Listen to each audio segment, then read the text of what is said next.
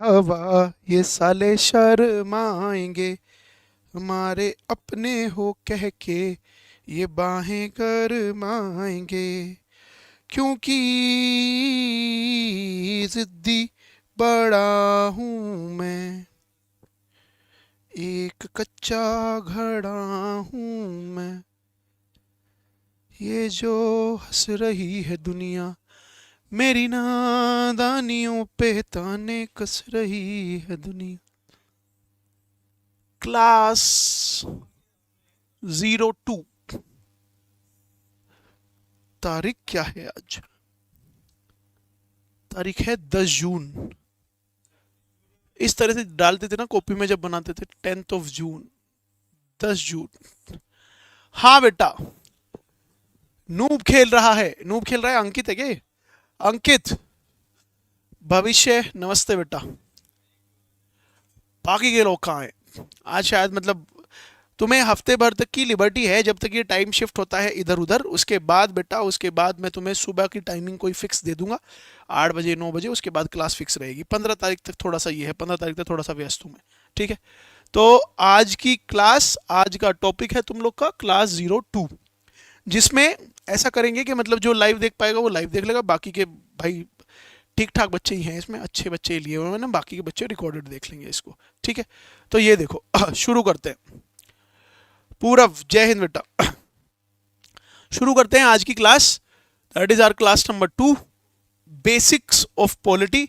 कल की क्लास में मैंने तुम्हें पढ़ाया था nation versus state versus country, है ना, कि बहुत बेसिक सी बात जो लोगों को नहीं पता होती और किस डेप्थ में पढ़ाई थी वो तुम लोग जानते ही हो। आज ऐसे ही मैं तुम्हें दो कॉन्सेप्ट और बताऊंगा क्लास में, जो, अब देख, nation versus state versus country, political science की सबसे बड़ी किताब जिसको बोलते हैं Bible of political science, M Laxmikanth, उसमें भी गिवन नहीं है। ये बेटा जो बेसिक कंसेप्ट की जो मैं 8-10 क्लास लूंगा ना, आई कैन अश्योर यू, तुम पूरी यूट्यूब छानो, तुम पूरी किताबें देखो, ये तुम्हें कहीं देखने को नहीं मिलेंगे। आज की क्लास में भी दो कंसेप्ट जो मैं बताऊंगा ना, वो भी तुम्हें एम लक्ष्मीकांत तक बुक में भी नहीं मिलेंगे। एम लक्ष्मीकांत में भी संविधान स्टार्ट होता है मेकिंग ऑफ कॉन्स्टिट्यूशन से। लेकिन तुम्हें ये 8 लेक्चर शुरू में देने का मतलब सिर्फ इतना है कि तुम्हें और बच्चों से ओवर थोड़ी सी एज मिले, है ना, कि भाई जो तुम्हें पता है, जो सबको पता है वो तो तुम्हें पता ही है, लेकिन तुम्हें जो पता है वो सबको नहीं पता। सिर्फ इतना सा मोटिव है इस क्लास का। ठीक है, चलो शुरू करते हैं। आज का टॉपिक है, ध्यान से देखेंगे, it is colony versus dominion versus sovereign state.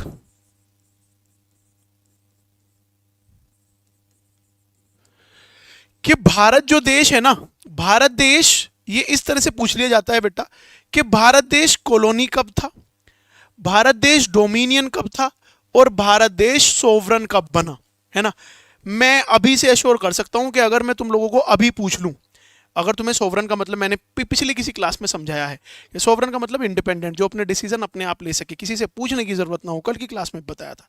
अगर मैं तुमसे आज पूछ लूं तो कि देश आज़ाद कब हुआ था, कि जी 15 अगस्त 1947, तो आज की डेट में इस टाइम पे तुम्हारा थॉट ये होगा कि सर 1947 तक हम गुलाम थे, लेकिन 1947 के बाद हम सोवरन स्टेट बन गए थे। And what if I tell you कि भाई 15 अगस्त 1947 के बाद भी हम सोवरन नहीं बने थे।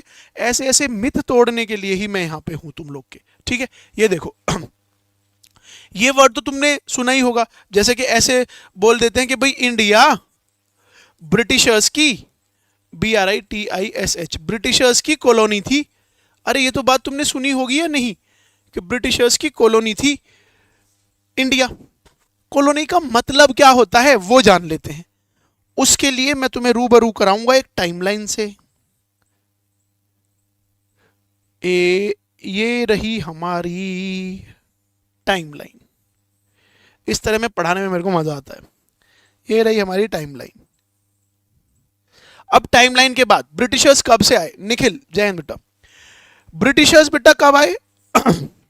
1600 में, 1600 में ब्रिटिशर आए एज ट्रेडर्स। भाई व्यापार करने ही तो आए थे यहाँ पे, व्यापारियों की तरह आए थे यहाँ पे 1600 में।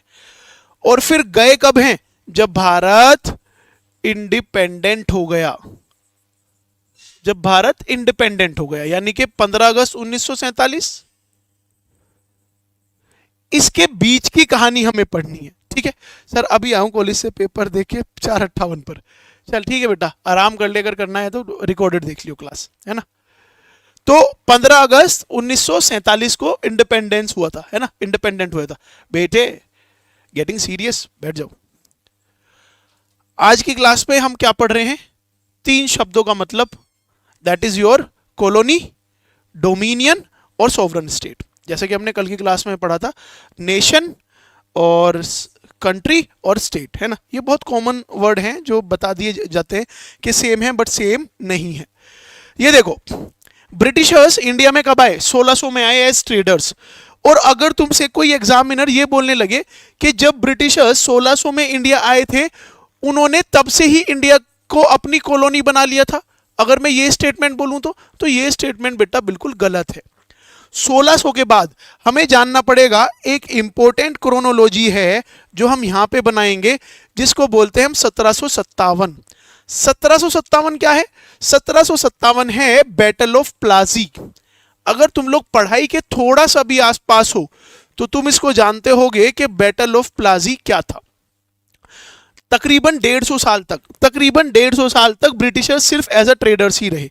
1757 में पहली बार सिराजुद्दौला और वो सब वाली जो कहानी है वो मॉडर्न हिस्ट्री का पार्ट है, लेकिन यहाँ पे बस मैं तुम्हें बताना चाह रहा हूँ कि कॉलोनी क्या होती है, कॉलोनाइजेशन क्या होता है। 1757 में पहला युद्ध लड़ा ईस्ट इंडिया कंपनी ने, और 1757 से लेके ये तुम्हारा फर्स्ट बैटल ऑफ इंडिपेंडेंस जिसको बोलते हैं 1857, इनको पूरे 100 साल लगे। इन्होंने सबसे पहले बंगाल को कब्जाया बैटल ऑफ प्लाजी में, और उसके बाद इन्हें 100 साल लगे। 100 साल के अंदर अंदर ब्रिटिशर्स ने पूरा का पूरा भारत अपने कब्जे में ले लिया था, ठीक है। अब ये समझो, 1757 में अगर कोई बोलता है तुम्हें कि यहां से स्टार्ट हुआ था कोलोनाइजेशन, ये वर्ड तुमने कभी ना कभी तो कहीं ना कहीं तो सुना ही होगा कि ब्रिटिशर्स की कॉलोनी थी कौन सी? भारत। कॉलोनी का मतलब क्या होता है आज वो जानते हैं। यहां से शुरू हुआ था कोलोनाइजेशन। कोलोनाइजेशन का मतलब ये होता है बेटा कि जब आपका एडमिनिस्ट्रेटिव कंट्रोल, जब आपके देश का एडमिनिस्ट्रेटिव कंट्रोल किसके पास आ जाए? किसी बाहरी ताकत के पास आ जाए। और इस टाइम पे एडमिनिस्ट्रेटिव कंट्रोल किसके हाथ में आ चुका था? East India company. यहां से लेके यहां तक बैटल ऑफ प्लाजी ने east India company versus Indians, जितने भी इंडिया के राजा थे 100 साल में, इन सब के सबको हराया गया था। तो सबसे पहले कोलोनाइजेशन स्टार्ट कब से हुआ था? 1757 से हुआ था। एडमिनिस्ट्रेटिव कंट्रोल इसमें किसके पास था? ईस्ट इंडिया कंपनी के पास। ईस्ट इंडिया कंपनी का सबसे आला अधिकारी, सबसे बड़ा अधिकारी जो होता था, उसको हम बोलते हैं गवर्नर जनरल ऑफ इंडिया। ये भी नाम सुना होगा या नहीं? हाँ भाई, सुना क्या? सुना गवर्नर जनरल ऑफ इंडिया? पढ़ाई के अगर आसपास हो तो ये थोड़ा बहुत सुना होगा। तो कोलोनाइजेशन का मतलब अगर कोई आज से पूछे कि कोलोनाइजेशन का मतलब ये होता है कि जब आपका शासन प्रशासन किसी और के हाथ में चला जाए, आपका देश किसी और के हिसाब से चले, उसको हम क्या बोलते हैं? कोलोनाइजेशन। तो अगर कोई तुमसे बोल दे कि ब्रिटिशर्स ने आते ही कोलोनाइजेशन स्टार्ट कर दिया था या भारत उनकी आते से ही कॉलोनी बन गई थी, तो ये स्टेटमेंट एकदम गलत है। कोलोनाइजेशन कब से स्टार्ट हुआ था? 1757 से। अब कब तक रहा था? फिर ये आएगा क्वेश्चन, अभी इसको भी हम बताते हैं। 1757 से कोलोनाइजेशन स्टार्ट हुआ, सिराजुद्दौला हारा। बंगाल जो सबसे महंगा और सबसे रिच प्रोविंस था, सबसे रिच स्टेट था पूरे के पूरे भारत का, वो ईस्ट इंडिया कंपनी के हाथ में पड़ गया था, ठीक है। तो ईस्ट इंडिया कंपनी का सबसे आला अधिकारी गवर्नर जनरल ऑफ इंडिया, अब कोलोनाइजेशन इसने स्टार्ट कर दिया है। ये मैंने क्यों लिखा हुआ है 1857? क्योंकि इसके पीछे भाई अलग कहानी है।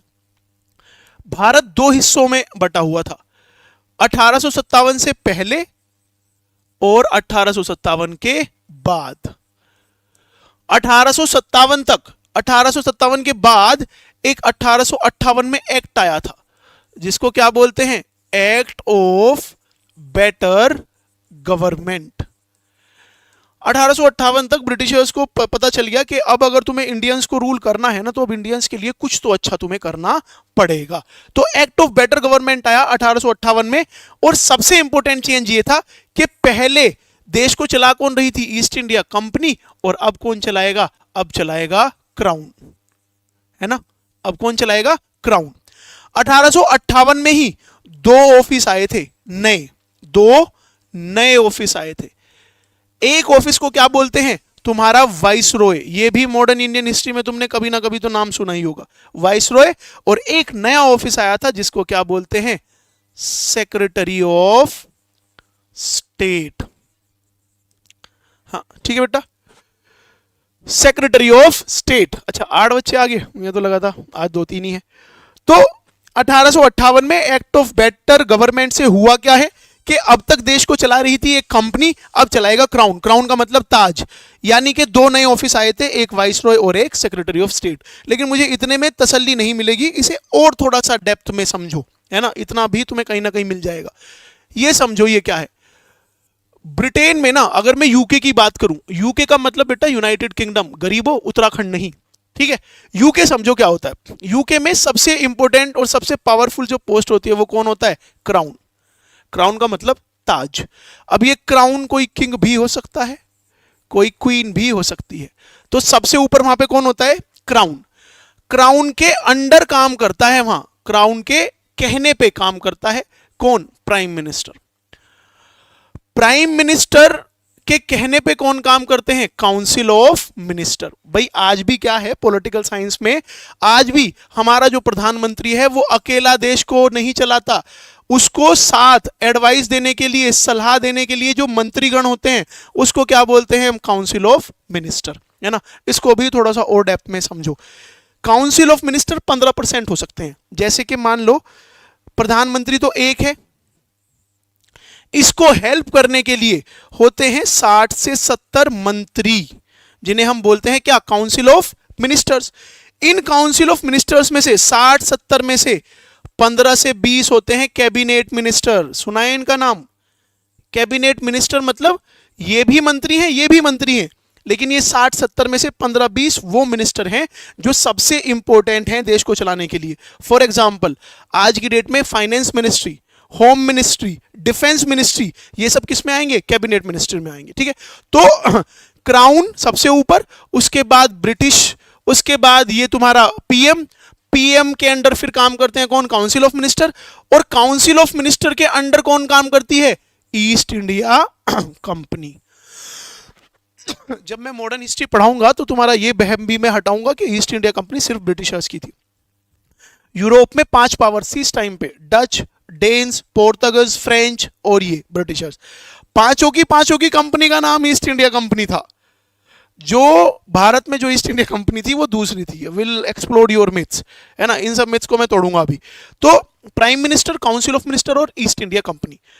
1857 से पहले, 1857 से पहले क्या था कि सबसे पहले ये तुम्हारा क्राउन, क्राउन के बाद तुम्हारा पीएम, पीएम के बाद तुम्हारा council of minister, council of minister के अंडर चल रही है कौन सी? East India Company. और ईस्ट इंडिया कंपनी का सबसे आला अधिकारी, सबसे मजबूत अधिकारी कौन है? ये तुम्हारा गवर्नर जनरल ऑफ इंडिया। तो भारत को चला रहा कौन है? ये भारत को चलाता है। कहां रह के? भारत में रह के। अब समझो 1858 के बाद ये सेक्रेटरी ऑफ स्टेट होता कौन है? वाइसरॉय होता कौन है? ये तुम्हें थोड़ा सा डेप्थ में पता चलेगा। सबसे ऊपर क्राउन, ठीक है जी। क्राउन के बाद अच्छा, क्राउन के बाद अगर मैं तुम्हें इसमें और थोड़ा सा डेप्थ में बताऊं तो पार्लियामेंट। पार्लियामेंट पूरे वर्ल्ड में अगर कोई पूछ ले कि सबसे इंपॉर्टेंट और सबसे पावरफुल पार्लियामेंट किसका है, तो बेझिझक बता देना ब्रिटेन का। ब्रिटेन का पार्लियामेंट पूरे विश्व का सबसे पावरफुल पार्लियामेंट है। इनका पार्लियामेंट सोवरन है। ब्रिटिश जूरिस्ट डीलोल में बोलते हैं कि ये सब कुछ काम कर सकता है, सिर्फ एक चीज छोड़ के कि आदमी को औरत बना दे और औरत को आदमी बना दे। हमारे यहाँ का पार्लियामेंट सोवरन नहीं है। हमारे यहाँ ऐसा नहीं है कि नेता जो चाहेंगे, जैसा लो चाहेंगे वैसा बना देंगे। यहाँ पे काम करना पड़ेगा उन्हें लोगों के कहने पे, ठीक है? तो हमारा पार्लियामेंट सोवरन नहीं है, ये भी याद रखना। क्राउन, क्राउन के बाद पार्लियामेंट, पार्लियामेंट में बैठता है प्राइम मिनिस्टर, प्राइम मिनिस्टर में बैठते हैं कौन? Council of minister. अब मैंने तुम्हें अभी भी बताया कि काउंसिल ऑफ मिनिस्टर कितने होते हैं? 60 से 70। इन 60 से 70 में से कोई एक, कोई एक, यानी कि ब्रिटेन का जो मंत्री होता है उस मंत्री को एक पोस्ट दी गई जिसको क्या कहा गया, सेक्रेटरी ऑफ स्टेट। इसका काम था क्या, इंडिया को चलाना। अब सेक्रेटरी ऑफ स्टेट ने अपने अंडर एक ऑफिस और बनाया जिसका नाम क्या रखा गया, वाइसरॉय। ठीक है भाई, आई कुछ डेप्थ समझ में। सेक्रेटरी ऑफ स्टेट में और वाइसरॉय में मॉडर्न हिस्ट्री जिन्होंने ढंग से नहीं पढ़ी उन्हें आज भी ऐसा फील होता है कि सबसे ज्यादा ताकतवर जो पोस्ट थी मॉडर्न इंडियन हिस्ट्री में वो हमेशा से कौन सी थी, वाइसरॉय। फर्स्ट वाइसरॉय कौन था, सेकंड कौन था, लास्ट कौन था, हम यही सब पढ़ते हैं और सबको ऐसा फील होता है कि वाइसरॉय सबसे ताकतवर आदमी था। सच ये है कि वाइसरॉय से ज्यादा ताकतवर आदमी कौन था, सेक्रेटरी ऑफ स्टेट। इन दोनों का ही काम क्या था कि ये भारत को चलाएंगे, लेकिन अंतर क्या था, ये कहां पे रहता था, यूके में, इंग्लैंड में, ये कहां पे रहता था, इंडिया में। ठीक है, अब दोनों में यह भी अंतर है कि जो डे टू डे लाइफ का डिसीजन होगा, डे टू डे यानी कि रोजमर्रा के जो डिसीजंस हैं, रोजमर्रा के डिसीजन लेने की जो ताकत है वो किस में है, वाइसरॉय में। लेकिन अगर कोई डिसीजन ऐसा लेना है जो डिसीजन नेशनल इंटरेस्ट में हो या फिर राष्ट्रीय मुद्दा हो या फिर फॉरेन पॉलिसी हो, तो ऐसा कोई भी डिसीजन लेने की जो ताकत है वो किस में थी, सेक्रेटरी ऑफ स्टेट में थी। ठीक है भाई, सेक्रेटरी ऑफ स्टेट में क्या था, यो है, उड़ा देता मैं, ले जाओ। हाँ ठीक है, तो सेक्रेटरी ऑफ स्टेट। अब देख बेटा, हमेशा मतलब अंतर रहेगा उन लोगों में जो ढंग से पढ़े लिखे हैं और जो नहीं है। अनपढ़ आदमी को बेवकूफ बनाना आसान होता है as compare to somebody who is aware. तो सेक्रेटरी ऑफ स्टेट, और ये मैंने तुम्हें यहां अभी इतना बताया कि वाइसरॉय के हाथ में सिर्फ कितनी पावर है कि जो रोजमर्रा के जो छोटे मोटे डिसीजन हैं भारत को चलाने के लिए, उसमें आपको परमिशन किसकी लगेगी, वाइसरॉय की। लेकिन अगर कोई ऐसा मुद्दा है जो राष्ट्रीय है, जो फॉरेन पॉलिसी से है, या कुछ भी ऐसा इंपॉर्टेंट मुद्दा है, तो वो डिसीजन में हक में है ही नहीं इस वाइसरॉय के। किसके हाथ में है, सेक्रेटरी ऑफ स्टेट के। अब जरा मॉडर्न हिस्ट्री की सबसे इंपॉर्टेंट डिबेट में आ जाओ, Gandhi Irwin pact. Gandhi Irwin pact 4 फरवरी 1931, बहुत इंपॉर्टेंट।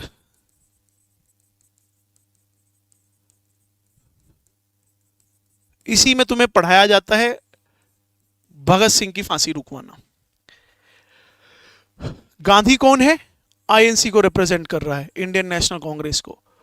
इरविन कौन है भाई, वाइसरॉय है। अब थोड़ा सा कॉमन सेंस मुझे जरा लगा के ये बताओ कि ये बुढ़ा इसके साथ बैठ के क्या कर रहा है, what exactly is he negotiating. कि भगत सिंह की अगर फांसी रुकवानी है और वाइसरॉय अगर इरविन अगर अपनी पूरी ताकत लगा भी दे तो फांसी रोक सकता है क्या। ये सोच के बताओ कि फांसी जैसा जो डिसीजन है वो डे टू डे लाइफ का है या राष्ट्रीय एक मुद्दा है, और वो भी फांसी कैसे आदमी की, भगत सिंह की। भगत सिंह की इस टाइम पे जो पॉपुलैरिटी है वो गांधी को सरपास कर गई है। गांधी से भी ज्यादा फेमस आदमी अगर इस टाइम पूरे भारत में कोई है तो वो भगत सिंह है। उसकी फांसी का जो डिसीजन है वो डे टू डे एडमिनिस्ट्रेशन नहीं हो सकता। इसका मतलब वाइसरॉय के पास पावर ही नहीं है इस फांसी को हटाने की। तो गांधी इसमें बैठ के क्या कर रहा है। तो क्या ऐसा हो सकता है कि इतिहास में हमें कुछ चीजें सिर्फ दिखाने के लिए बताई गई कि हाँ सिर्फ नामचारे के लिए है, पढ़ लो ठीक है, हो सकता है क्या। गांधी को अगर इसकी फांसी रुकवानी थी तो वाइसरॉय के बजाय कहां पे इसको बैठा होना चाहिए था, सेक्रेटरी ऑफ स्टेट के साथ। और पूरी इंडियन नेशनल मूवमेंट में सेक्रेटरी ऑफ स्टेट के साथ गांधी की कोई भी मीटिंग नहीं है। समझ में आई बात। इसलिए मैंने तुम्हें इस डेप्थ में बताया है कि ये जो सेक्रेटरी ऑफ स्टेट है ये इनमें से कोई है, इनमें से कोई है, इनमें से कोई है। दोबारा आ जाओ अपनी टाइमलाइन पे। समझ में आया कि 1600 में एज ट्रेडर्स आए, यहां से कोलोनाइजेशन स्टार्ट हुआ और यहां से भी कोलोनाइजेशन चल ही रहा है। लेकिन एक अंतर है भाई, ठीक है। नहीं सर लाइव देख रहा हूं स्टार्टिंग से इसलिए थोड़ा पीछे हूं। अरे कोई बात नहीं बेटा, डिसीजन क्राउन का था इसलिए गांधी कुछ नहीं कर पाया। बेटा डिसीजन क्राउन का कैसे हो सकता है। डिसीजन फांसी देना या नहीं देना that is a matter of law and security, और लॉ एंड सिक्योरिटी भारत के हिसाब से चलेंगे। अगर क्राउन का डिसीजन होता ना तो फिर गांधी इरविन के साथ बैठने की हिम्मत भी ना करता, फिर तो कोई मतलब ही नहीं था बैठने का, क्योंकि भाई क्राउन तो सबसे पावरफुल है, अभी भी तुम्हें मैंने बताया। अच्छा ये देखो तुम, अभी मैंने तुम्हें 3 वर्ड बताए थे, कॉलोनी वर्सेस डोमिनियन, और अभी हम किस पे हैं, कॉलोनी पे, कि 1700 से भारत कॉलोनी बननी शुरू हो गई। 1857 पे भी क्या है, कॉलोनी है, लेकिन अंतर है। इसको लिखना अपने नोट्स में इस तरह से कि 1757 से 1857 तक भारत क्या है, एक कॉलोनी है। बट किसकी कॉलोनी है, ईस्ट इंडिया कंपनी की, क्योंकि वो जो गवर्नर जनरल ऑफ इंडिया है वो किसका आला अधिकारी है, ईस्ट इंडिया कंपनी का। लेकिन अब 1857 से कब तक, 15, जब तक देश आजाद नहीं हो जाता, 15 अगस्त 1947 तक। 15 अगस्त 1947 तक भी भारत क्या है, कॉलोनी है। किसकी, अब ईस्ट इंडिया कंपनी की नहीं है, अब किसकी है, यूके की, ब्रिटेन की, यानी कि क्राउन की। क्योंकि अब एडमिनिस्ट्रेशन कौन कर रहा है, गवर्नर जनरल ऑफ इंडिया नहीं कर रहा है, अब कौन है, सेक्रेटरी ऑफ स्टेट, और सेक्रेटरी ऑफ स्टेट के साथ साथ वाइस रॉय, जो कि दोनों के दोनों ही मुलाजिम किसी कंपनी के नहीं है, किसके हैं, क्राउन के, यूके के। इतनी बात क्लियर हुई। तो इस वाली टाइमलाइन में देख बेटा, इस वाली टाइमलाइन में 1600 में तो कोई कॉलोनाइजेशन शुरू हुआ ही नहीं, 1757 में हुआ, और यहां तक 15 अगस्त 1947 तक भारत क्या है, एक कॉलोनी ही है, एक कॉलोनी ही है। लेकिन इसमें अंतर बस ये है कि 1857 तक कॉलोनी किसकी है, एक कंपनी की है, और इसके बाद किसकी है, क्राउन की कॉलोनी है। अब आते हैं हमारे दूसरे वर्ड पे, ठीक है। Now let's come to our second word, that is R, जो कि है हमारा, अरे कल इसकी पीडीएफ नहीं भेजी थी ना मैंने, अब तो पीडीएफ भेज दूंगा, अब तो लिबर्टी है तुम लोग के पास। ये तीसरा बैच है जीएस स्टेशन का, और अगर पहले बैच वालों बच्चों की मैंने तुम्हें कहानी बता दी ना, तो तुम ये कहोगे कि सर मतलब तुम लोग के लिए तो इट इज़ स्मार्ट बोर्ड भी है, माइक भी है, आवाज़ भी ऐसी है, ऐसी नहीं। मेरे पास सैमसंग का फ़ोन था, मतलब वो कुछ एफ वगैरह, जिसका कैमरा बहुत ज़्यादा साफ़ नहीं था, तो मैं नेट से वो लिया करता था क्लासेस गूगल मीट पे।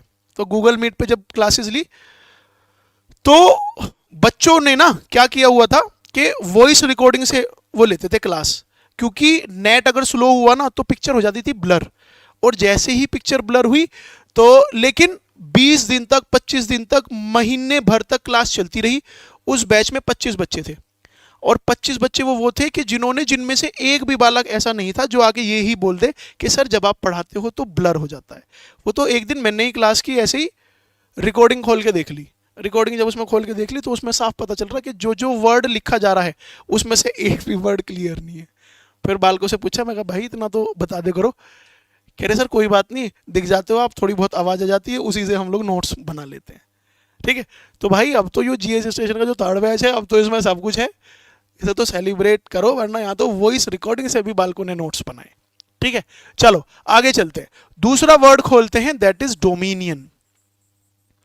भाई बहुत इंपॉर्टेंट वर्ड है, मॉडर्न इंडियन हिस्ट्री में भी तुमने पढ़ा होगा, अगर पढ़ा होगा तो, क्योंकि 1928 में मोतीलाल नेहरू एक रिपोर्ट बनाता है जिसको क्या बोलते हैं, नेहरू रिपोर्ट।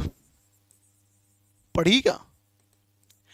उस नेहरू रिपोर्ट में डोमिनियन स्टेटस का जिक्र है कि भाई हमें आप भारत को आजाद कर दो डोमिनियन स्टेटस पे। इस वर्ड का मतलब समझो, डोमिनियन का मतलब होता है कि आपको आजादी तो मिल जाएगी, आपको आजादी तो मिल जाएगी, बट हमेशा पेपर पे आप अंडर काम करोगे। अंडर काम करोगे किसके? यूके के, या जो भी देश तुम्हें इस पे आजादी दे रहा है। और अगर तुम्हें कोई भी डिसीजन लेना होगा, कोई भी डिसीजन अगर लेना होगा कि तुम्हें किससे दोस्ती रखनी है, बाहर किससे नहीं रखनी, फॉरेन पॉलिसी से कोई तुम्हारा राष्ट्रीय मुद्दा होगा, नेशनल इंटरेस्ट अगर होगा, तो ये सब भी बेटा पूछ के करना पड़ेगा, किससे? यूके से। ठीक है, अब इसका अगर मैं तुम्हें एग्जांपल रिसेंटली बताऊं ना, चाइना ने 2 देशों को आजाद किया था अपने अंडर से, अंडर 1 कंट्री 2 सिस्टम, या फिर 2 सिस्टम 1 कंट्री, के देश एक ही है लेकिन सिस्टम अलग अलग है। वो 2 देश हैं जो पिछले 3-4 साल से बहुत न्यूज में है, एक है ताइवान और एक है हांगकांग। तुम 2 साल पहली न्यूज अगर उठा के देखोगे तो हांगकांग में वर्ल्ड की सबसे बड़ी ह्यूमन चेन बनाई गई थी, जहां पे लोगों ने इस तरह से हाथ जोड़ जोड़ के एक बहुत लंबी चेन बनाई थी, और जिससे उन्होंने लिखा था क्या कि डेमोक्रेसी, पूरी DEMOCRACY, human made, Guinness book of world record है, ह्यूमन मेड सबसे लंबी चैन थी वो। उस चैन में उनका मांगना क्या था, हांगकांग का ये कहना था कि जी जब अब डेमोक्रेसी है, जब अब सबके सब देश सोवरन है, सोवरन का मतलब जब आप काम कर सको अपने हिसाब से, बिना किसी से पूछे, बिना किसी को कुछ बताए, जैसे कि भारत एक सोवरन देश है, हमारी उद्देशिका में, प्रियम्बल में सबसे पहला वर्ड लिखा वही क्या है, सोवरन है, कि सुनो हमें आंतरिक रूप से अपने देश में करना क्या है वो हमें किसी अमेरिका, किसी रूस, किसी यूएन से पूछने की जरूरत नहीं है, और बाहर हमें किससे दुश्मनी रखनी है, किससे दोस्ती रखनी है, ये भी हमें किसी से पूछने की जरूरत नहीं है। तो सोवरन, उन्होंने कहा, हांगकांग ने कहा कि भाई जब पूरा वर्ल्ड इस तरह से आज़ाद है ही और सबके सब सोवरन है, तो हमें भी अब मतलब आज़ादी है पूर्ण रूप से आज़ाद होने की। तो उन्होंने डेमोक्रेसी की मांग करी। यूएसए जैसे देशों ने उसको सपोर्ट भी किया कि तुम टेंशन ना लो, हम तेरे साथ हैं, तू आंदोलन कर, यूएन में वो कर, तू रिपोर्ट फलाना ढिमकाना। बट चाइना ने वो पीठ छेद के अपने अंडर फिर से दोबारा से कर लिए, क्योंकि चाइना ने जब उनको आज़ाद किया था ना, तो 1 कंट्री 2 सिस्टम के अंडर किया था, कि भाई देश तो तुम भी हमारा ही हिस्सा हो, लेकिन कोई बात नहीं, तुम एक छोटा सा देश अलग बन जाओ, लेकिन तुम्हें हमेशा हमसे पूछ के और हमारे हिसाब से चलना पड़ेगा। Hong Kong is still struggling for your democracy, for that word sovereignty. और उसी के साथ साथ ताइवान, इलेक्ट्रिकल व्हीकल में जो सेमीकंडक्टर सबसे ज्यादा यूज होता है, वो सेमीकंडक्टर पूरे वर्ल्ड में सबसे ज्यादा प्रोड्यूस कौन करता है, ताइवान। तो साल भर पहले इंडिया की ताइवान से डील हो गई थी, लेकिन वो डील पूरी नहीं हो पाई, वो डील बीच में टूट गई। क्यों टूट गई? क्योंकि ताइवान भी सोवरन नहीं है, वो भी क्या है, डोमिनियन है। किसकी? चाइना की। ताइवान ने बिना चाइना से पूछे इंडिया से अगर डील करी, तो वो उन्होंने पीठ छेद के वहीं पे ठीक कर लिए, क्योंकि डोमिनियन स्टेटस का मतलब ही ये होता है कि तुम्हारी किससे दोस्ती होगी नहीं होगी, फॉरेन पॉलिसी, राष्ट्रीय मुद्दे, तुम आजाद तो हो, लेकिन फिर भी तुम्हारे ये डिसीजन हमारे हिसाब से चलेंगे। क्लियर है इतनी बात? तो ये हुआ हमारा क्या, डोमिनियन। अब इस डोमिनियन से रिलेटेड 1-2 फैक्ट अगर मैं तुम्हें और बता दूं तो मुझे तसल्ली हो जाए। 1-2 फैक्ट जैसे कि पहली बार डोमिनियन स्टेटस 1928 में नेहरू रिपोर्ट में जवाहरलाल नेहरू ने डोमिनियन स्टेटस मांग लिया था, जिसके पीछे खड़दू उतर गए थे आईएनसी में। इनका बेटा ही इनके खिलाफ आ गया था, दैट वो जवाहरलाल नेहरू, जो कि भड़काया गया था भाई सुभाष चंद्र बोस। बाप बेटे ही आपस में आमने सामने थे कि तुम क्या मांग रहे हो, ये 1928 में आके तुम अगर डोमिनियन स्टेटस पे आज़ादी मांग रहे हो तो इसका क्या मतलब है? अब तो हम आज़ादी के बहुत क्लोज हैं। इसीलिए मॉडर्न हिस्ट्री को जब ध्यान से पढ़ोगे तो 1929 में एक रेजोल्यूशन आया था, जिसको तुम पढ़ते हो पूर्ण स्वराज, कि भाई हमें तो पूर्ण रूप से आज़ादी चाहिए, हमारे डिसीजन में तुम्हारी कुछ भी दखलंदाजी नहीं होनी चाहिए। ठीक है, तो ये जो डोमिनियन स्टेटस की डिमांड है, ये पहली बार कब हुई थी? पहली बार कभी एग्जामिनर तुमसे पूछ ले कि जी नेहरू रिपोर्ट में हुई थी, तो कैसा स्टेटमेंट है? गलत। पहली बार ये किसने मांगी थी? दादा भाई नौरोजी ने। इनको फेमसली क्या बोलते हैं? He is popularly known as grand old man of India. इनकी 1-2 थ्योरी और इंपॉर्टेंट हैं जो तुम जान लोगे तो अच्छा रहेगा, जैसे कि theory of drain of wealth. Drain of wealth, wealth का मतलब पैसे, प्रॉपर्टी और ये सब, ड्रेन मतलब खाली होना। ये पहले ऐसे इंसान थे जिसने ये थ्योरी दी थी कि ब्रिटिशर अगर यहाँ इंडिया में है तो हमारी भलाई के लिए नहीं है, ये हमें नुकसान कर रहे हैं, आंतरिक रूप से ये हमें खोखला कर रहे हैं। वरना इनसे पहले जो इंडियंस थे ना, वो ये सोचते थे कि ब्रिटिशर्स अगर इंडिया में आए हैं तो ये इंडिया के लिए बहुत सौभाग्य की बात है। ऐसा क्यों फील उन्हें होता था?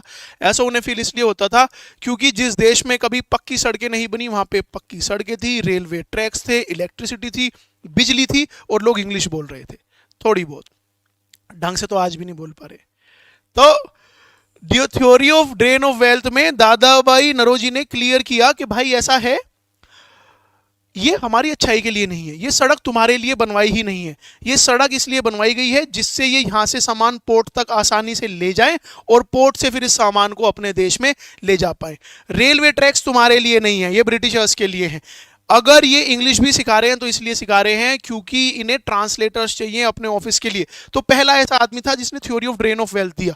इनके बारे में एक दो फैक्ट और जान लो। इनकी एक इंपॉर्टेंट किताब थी जो डायरेक्टली एग्जाम में पूछ ली जाती है, that is poverty and un British rule in India.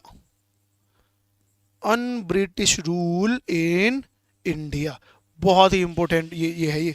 ठीक है, एक फैक्ट अगर मैं तुम्हें इसमें एडिशनली और बताऊं, अगर कोई ये पूछ ले कि ऐसा कौन सा इंडियन था जो ब्रिटेन के पार्लियामेंट में भी एमपी रहा है, मेंबर ऑफ पार्लियामेंट, तो वो भी यही थे। एमपी जो वहां का लोअर हाउस था पार्लियामेंट का, उसमें ये सक्रिय रूप से मतलब 4-5 साल के लिए मेंबर ऑफ पार्लियामेंट भी रहे थे। ठीक है, तो ये बात रही हमारी किसकी, डोमिनियन की। इज दैट क्लियर भाई? सर यूके की पार्लियामेंट ज्यादा पावरफुल है या यूके का क्राउन? अब मैं बताऊं, जिस टाइम पे हम अब बात कर रहे हैं इस टाइम पे तो बेटा पार्लियामेंट पावरफुल है, लेकिन जिस टाइम की मैं तुम्हें क्रोनोलॉजी बता रहा हूं उस टाइम पे क्राउन पावरफुल था। आज की डेट में तो मोनार्की है ही नहीं, राजा रानी है ही नहीं, और अगर कहीं है भी तो वो सिर्फ नाम मात्र के हैं। मोनार्की भी दो तरह की होती है, एब्सोल्यूट मोनार्की और कॉन्स्टिट्यूशनल मोनार्की। कॉन्स्टिट्यूशनल मोनार्की का मतलब ये होता है कि राजा को भी संविधान के हिसाब से चलना पड़ेगा, और एब्सोल्यूट मोनार्की का मतलब ये है कि संविधान गया तेल लेने, राजा ने जो बोल दिया संविधान वही है। तो आज की डेट में कोई भी ऐसा देश है ही नहीं जो बिना कॉन्स्टिट्यूशनल मोनार्की हो। जैसे कि एक देश है, पर 192 देशों में सिर्फ एक देश ऐसा है जिसको आज भी हम एब्सोल्यूट मोनार्की मान सकते हैं। बताएगा कोई? क्या लगता है? South Korea. साउथ कोरिया में तो पीएम बैठ रहा है, प्राइम मिनिस्टर, जहां पे प्राइम मिनिस्टर है वहां पे तो हो नहीं सकता। हाँ भाई, बताएगा कोई? ओमान का जो राजा है, ओमान का राजा को हम एब्सोल्यूट मोनार्की मान सकते हैं क्योंकि उसकी अब भी चलती है। ठीक है। स्पेन नहीं बेटा, स्पेन भी कॉन्स्टिट्यूशनल मोनार्की है, कॉन्स्टिट्यूशन के अंडर काम करता है। चलो भाई ठीक है, तो ये डोमिनियन क्लियर हुआ। डोमिनियन क्लियर हुआ, दो वर्ड क्लियर हुए, एक तुम्हारा कौन सा, कॉलोनी, और दूसरा डोमिनियन। तीसरी बात करते हैं, सोवर्निटी। शॉर्ट फॉर्म लिख रहा हूं क्योंकि मेरी मर्जी। इसको जब तुम प्रियम्बल में पढ़ोगे तो इसको ऐसा लिखा जाता है कि India is neither a dependency, किसी के ऊपर निर्भर नहीं है हम। और इंग्लिश में तुमने रूल पढ़ा होगा, नीदर के साथ आता है nor. India is neither a dependency nor a dominion, nor a dominion. अब से पहले अगर तुमने पॉलिटिकल साइंस पढ़ी है तो उसमें डोमिनियन रटा होगा, अब समझ में आएगा ये कि जब हम बोलते हैं कि भारत एक सोवरन देश है, इसका मतलब यह है कि भारत ना तो किसी पे डिपेंड है और ना ही हम किसी की डोमिनियन है। यानी कि किसी को बताना पड़े हमें कि भाई हम क्या कर रहे हैं क्या नहीं, उसका कोई मतलब नहीं है। But an independent state. Clear हुई इतनी बात? जब हमने कश्मीर को यूटी में कन्वर्ट किया तो यूके ने ज्ञान दिया था हमें, यूएन ने भी दिया था, यूरोपियन यूनियन ने भी दिया था, अरे तुमने ये क्या किया, अल्पसंख्यक है, माइनॉरिटी है, फलाना ढिमकाना। उस पर हमने क्या कहा था, अरे सुन अपना काम कर, India is a sovereign state, हमें अपने देश में आंतरिक रूप से क्या करना है ये तुमसे पूछने की या इन्फ्लुएंस होने की जरूरत नहीं है हमें। रशिया भी तो ऐसे ही करता है, यूएस से भी तो यूं ही करता है, चाइना भी तो ऐसे ही करता है कि वो अपने देश में अंदरूनी क्या कर रहे हैं किसी को उन्हें बताने की जरूरत नहीं है। ठीक है, यूएई, नॉर्थ कोरिया वगैरह, ठीक है, ओमान है। तो सोवरन का मतलब हुआ ये। अब दोबारा से आ जाओ इसी टाइमलाइन पे जो मैंने शुरू में बनाई थी, ध्यान से, लेकिन इस बार गलती नहीं करनी। 1600 ट्रेडर्स की तरह आए हैं, कॉलोनी तो स्टार्ट नहीं हुई। कॉलोनाइजेशन कब से स्टार्ट हुआ? 1757। 1757 में हम कॉलोनी किसकी हैं? ईस्ट इंडिया कंपनी की। 1857 में क्राउन की। 15 अगस्त 1947। हाँ भाई, अब ये बताओ मुझे, 15 अगस्त 1947 को तो हम आजाद हो गए। अरे हो गए या नहीं? 15 अगस्त अगर 1947 को हम आजाद हो गए तो अब तो हम सोवरन हो जाएंगे या नहीं? सोवरन हो जाएंगे अब तो हम, या नहीं? है ना, स्वाभाविक सी बात है कि हाँ सर अब तो हम सोवरन हो ही जाएंगे, अब देश हमारा आजाद हो गया। मैं यहां पे तुम्हारे मिथ तोड़ने के लिए ही हूं, सोवरन नहीं है हम अभी। कैसे? इंडियन नेशनल कांग्रेस आईएनसी को हर बात पे कोसना सही नहीं है। कुछ चीजें बेटा आईएनसी ने ऐसी करी हैं कि जो इसके पैरेलल में कोई कर ही नहीं सकता। समझो, यहां से लेके यहां तक, यहां से लेके यहां तक ये क्या है? ये है कॉलोनी। ठीक है भाई। और 15 अगस्त 1947 से 26 जनवरी 1950 तक भारत क्या रहा है? डोमिनियन। इसीलिए तो मैं बताता हूं कि जब मैं कोई चीज बताता हूं तो बेटा कुछ सोच समझ के बता रहा हूं, इतना आसान नहीं है जितना तुम्हें लग रहा है। इसके बाद 1950 के बाद बने हैं हम क्या? सोवरन। कैसे? अभी प्रूव करता हूं। Dominion, very good Divyanshi, very good. और दिव्यांशी मतलब ठीक है, तूने बेटा डेप्थ में उसको पढ़ लिया एलटीटी को, लेकिन अगर कोई भी इस तरह से क्लास में वर्ड आता है ना, उसको इतना डेप्थ में पढ़ने की जरूरत नहीं है। बट तुझे अभी फील ऐसा हो रहा हो कि अभी एक ही क्लास हुई है, ज़्यादा टाइम है तेरे पास खाली है, तो तूने वो सर्च कर लिया होगा। एक एक वर्ड को अगर इस तरह से डेप्थ में जाएंगे तो दिक्कत हो जाएगी, है ना। एलटीटी के बारे में उतना कुछ पढ़ने की जरूरत नहीं थी, सिर्फ इतना हमें जानना था कि वो उसकी वो डिमांड थी या नहीं थी, या क्या था या क्या नहीं। अगर ऐसी कोई एक्टिविटी देश में भी अगर होती भी है और उसको अगर सिर्फ 2-4 लोगों का ही अगर सपोर्ट मिलता है, तो भी ये नेशन वाली जो थीम है इसको ये अफेक्ट करती है। ठीक है। इंटरिम गवर्नमेंट, इंटरिम गवर्नमेंट अलग चीज है बेटा, शब्दों का ही तो खेल है। यहां से यहां तक कॉलोनी, यहां से यहां तक डोमिनियन, और यहां से यहां तक सोवरन। 15 अगस्त 1947 के बाद 16, 14 अगस्त, 15 अगस्त, 16 अगस्त, इसमें पाकिस्तान बना दिया गया था। अब पाकिस्तान को लीड कर रहा था Jinnah. Jinnah was very desperate for power. Jinnah ने कहा कि भाई तुम मुझे यहाँ से जाने दो, और मैं 2-3 दिन बाद ही 17-18 अगस्त को ही अपना कॉन्स्टिट्यूशन अपने हिसाब से, और मैं वहाँ का वाइस रॉय या पीएम या जो भी मुझे हेड ऑफ द स्टेट बन के बैठना है मैं बैठ जाऊँगा। और सच बात यह है, जिन्ना जाते से ही अगस्त के महीने में ही 1947 में ही पाकिस्तान का प्राइम मिनिस्टर बन गया था, है ना।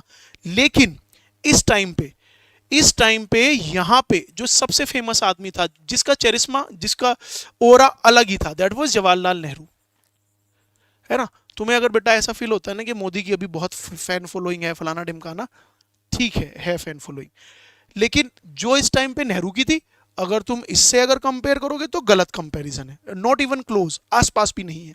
ठीक है। अब ये देखो, ये जो टाइम मैंने बताया है ना, 15 अगस्त 1947 से लेकर 26 जनवरी 1945, 1950, ये हमारा पहला क्या है? Republic day. रिपब्लिक डे, इसको हम मनाते क्यों हैं? क्योंकि इस दिन हमारा संविधान लागू हुआ था। बनकर तैयार कब हुआ था? 26 नवंबर 1949।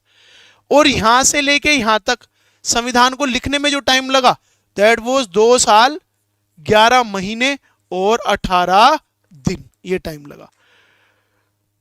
नेहरू ने ना रिक्वेस्ट किया था, लास्ट वाइसरॉय कौन थे हमारे? माउंटबेटन। माउंटबेटन को रिक्वेस्ट किया था, भाई प्राइम मिनिस्टर कौन नहीं बनना चाहता, पावर किसे अच्छी फील नहीं होती, नेहरू को नहीं हो रही थी। नेहरू ने यह कहा कि जी मैं ज्यादा अच्छी तरह से देश के लिए काम कब कर पाऊंगा? 2 ऑप्शन थे, या तो मैं प्राइम मिनिस्टर बन के और अपनी सीट पे क्या नाम बैठ जाऊं, या तो फिर संविधान बनाने का काम इस टाइम पे कर रही है संविधान सभा, जिसको इंग्लिश में बोलते हैं कॉन्स्टिट्यूएंट असेंबली, जिसमें 389 मेंबर्स हैं।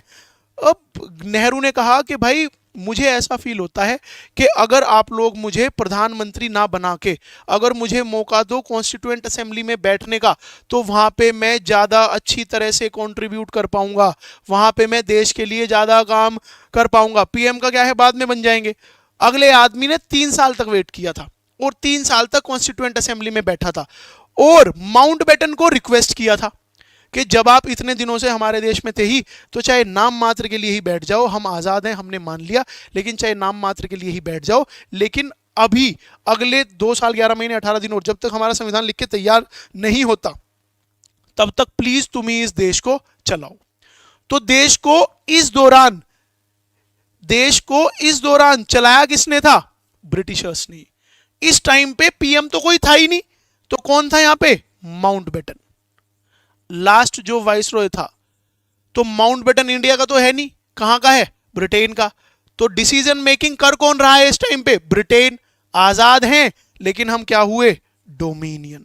इस टाइम पे अपने आप को आप सोवरन बोल ही नहीं सकते। सोवरन का मतलब कि जब आप अपने हिसाब से अपने डिसीजन ले लो। तुम्हारा हेड ऑफ द स्टेट तो माउंटबेटन है, तो अगर माउंटबेटन है तो सोवरन स्टेट नहीं कहा जाएगा। आप क्या हो? आप हो डोमिनियन। ठीक है, ये बात क्लियर हुई कि यहां से यहां तक ये, यहां से यहां तक डोमिनियन, और इसके बाद भारत बन जाता है एक सोवरन स्टेट।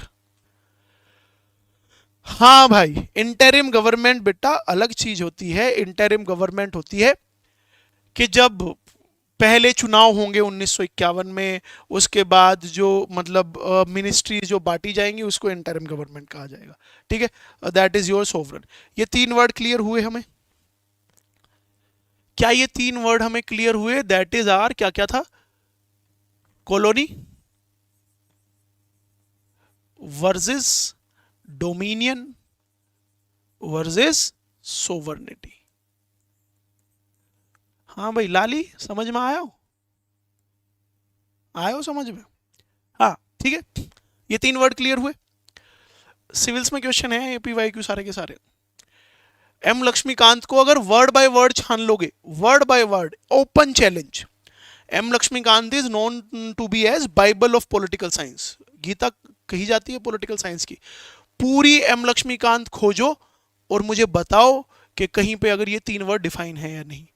खोजो कि अगर जो मैंने कल पढ़ाया था वो कहीं डिफाइन है या नहीं। ठीक है, एम लक्ष्मीकांत का कंटेंट आएगा कम से कम 10 दिन बाद, जब हम इसमें बहुत मजबूत हो जाएंगे। ठीक है, चलो एक और इंटरेस्टिंग बात बताता हूं तुम लोग को। सेकंड टॉपिक है आज की क्लास का, हो जाएगा क्या पूरा 41? Division of power.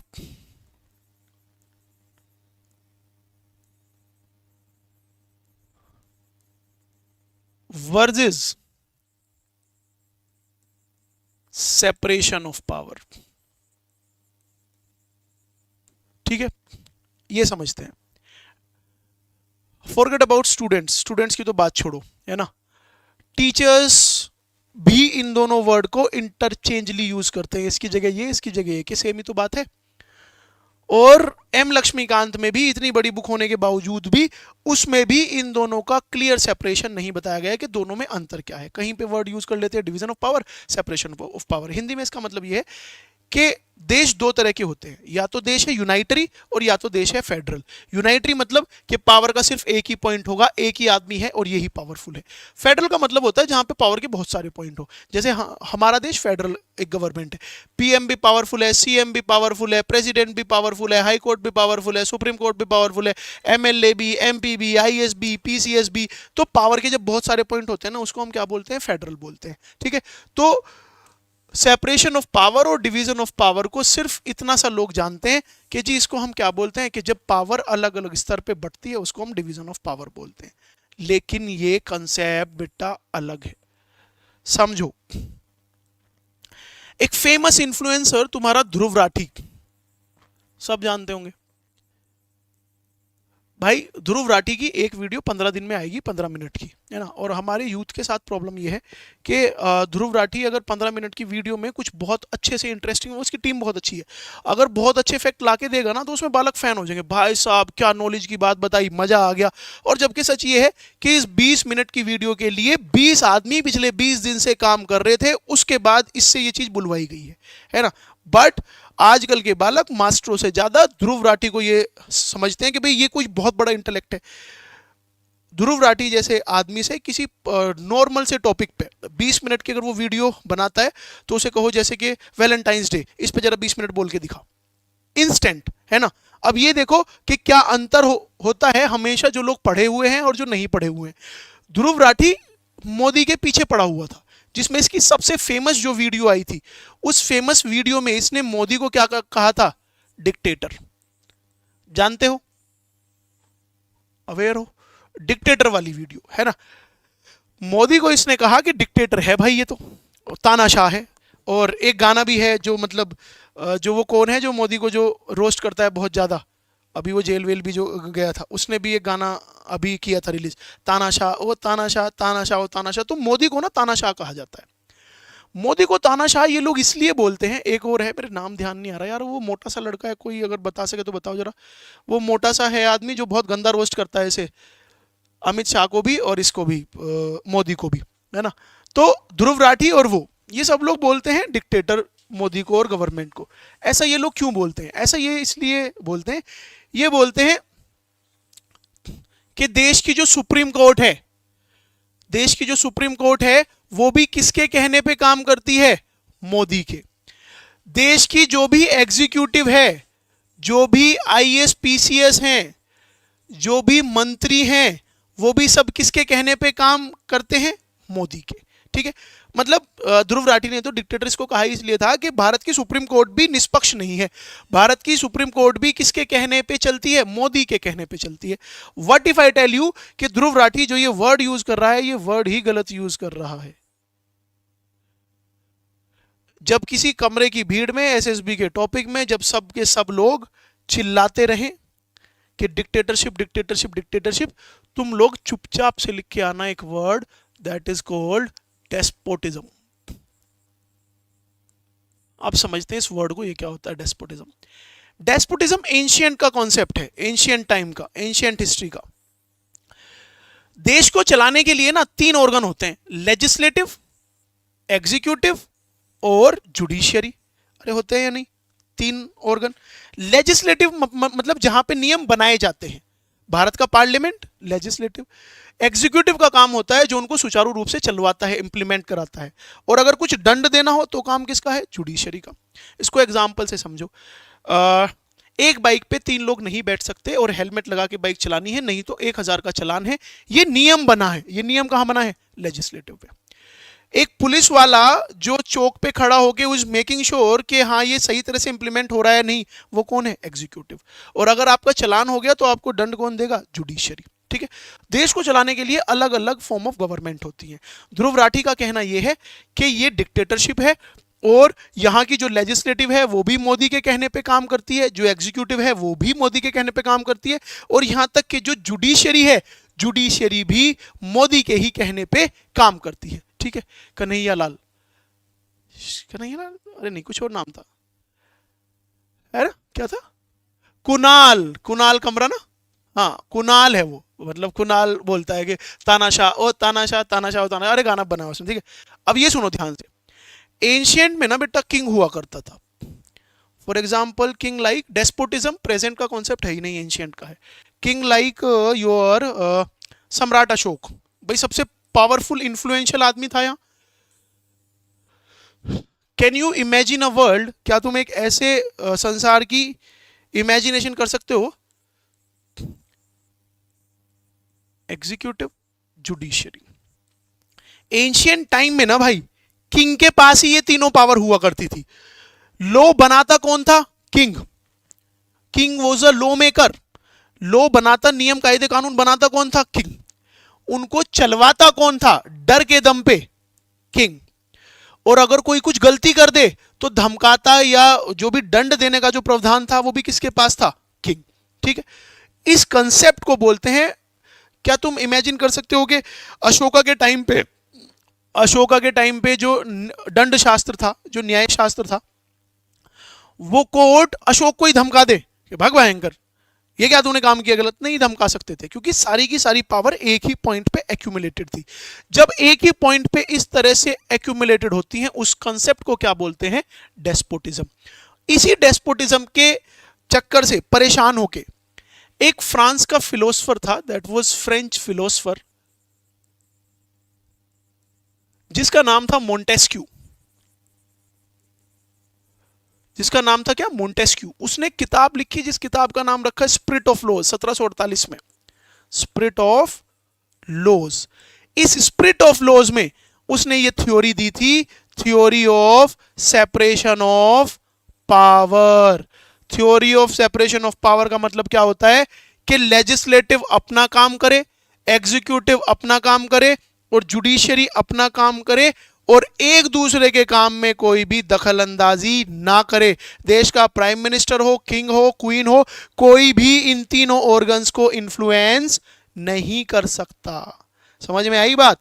तो जहां पे ध्रुव राठी और कुणाल कमरा ये आरोप लगाएं कि सुप्रीम कोर्ट भी अगर, या सारे के सारे एग्जीक्यूटिव भी अगर, आईएएस पीसीएस और ये सारे एमपी एमएलए सब के सब लोग अगर एक ही आदमी के कहने पे चल रहे हैं, यानी कि लेजिस्लेटिव, एग्जीक्यूटिव और जुडिशियरी जब एक ही आदमी के कहने पे चलती है तो उसको डिक्टेटरशिप नहीं कहते, क्या कहते हैं?